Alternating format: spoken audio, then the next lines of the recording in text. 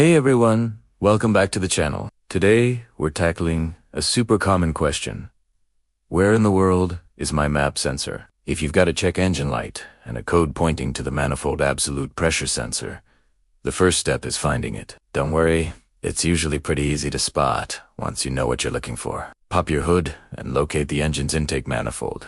This is the part that distributes the air coming into the engine to each of the cylinders. Now, you're looking in one of two places. Most often, the map sensor is mounted directly onto the intake manifold itself. It's a small, black plastic sensor with an electrical connector and sometimes a single bolt holding it in place. If you don't see it there, trace the small vacuum hoses coming off the manifold. On some vehicles, the map sensor is located remotely on the firewall or inner fender and connected to the manifold by one of these little hoses. Find that, and you've found your sensor.